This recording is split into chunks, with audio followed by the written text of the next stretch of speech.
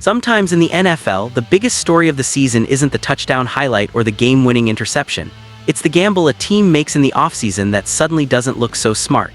Hope can turn into doubt almost overnight. For fans, it's the worst feeling in the world. Seeing a move you were told would change everything already looked like it might drag your team backward. And right now, the New Orleans Saints are living through that very nightmare as one of their most expensive bets sits on the sideline without a snap to his name. Before I tell you everything, make sure to hit the like button, drop a comment down below, and subscribe to the channel so we can keep growing and bringing you the hottest news from your team. Chase Young, the former number 2 overall pick and one of the most hyped edge rushers of his draft class, was given a massive 3-year, $51 million contract by the Saints just months ago. He was supposed to be the cornerstone of a new era under defensive-minded head coach Brandon Staley, but heading into Week 3, Young hasn't even stepped on the field. Calf injury suffered in practice before the regular season has kept him out of New Orleans' first 2 games, and now he's already been ruled out for Sunday's contest against the Seahawks. Just like that, the Saints' boldest offseason move is looking shaky, and frustration among fans is boiling over. When the deal was signed, there was already debate.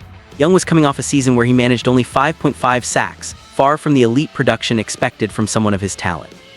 The hope was that with a fresh start in New Orleans, paired with Staley's aggressive defensive scheme, Young could finally put his injury-riddled past behind him and become the player everyone thought he would be coming out of Ohio State.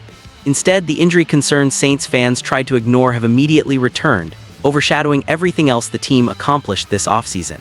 It's not just about the injury itself, but the timing. The Saints desperately needed pass rush help and depth, and the organization chose to put $51 million into a player who, at least so far, has been unavailable. And while Young sits on the sideline, Carl Granderson has stepped into the spotlight. Granderson, who doesn't carry the big name or the massive contract, has dominated through the first 2 weeks of the season, racking up 3.5 sacks, good enough to put him near the top of the league. His production has fans wondering if the money spent on Young could have been used elsewhere, especially on the offensive side of the ball where the Saints still have glaring needs. The ripple effect of this decision is clear.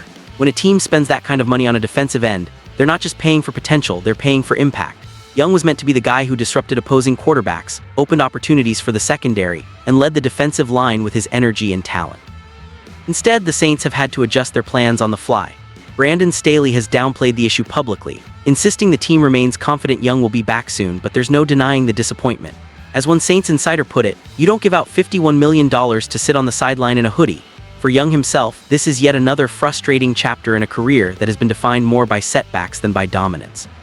Since bursting onto the scene in college with the Ohio State Buckeyes, he was projected as a generational pass rusher, and in flashes he's lived up to it, winning Defensive Rookie of the Year in 2020.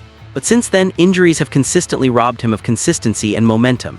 The Saints took a risk that they could unlock the healthy version of Young, and so far they haven't seen any return on that gamble.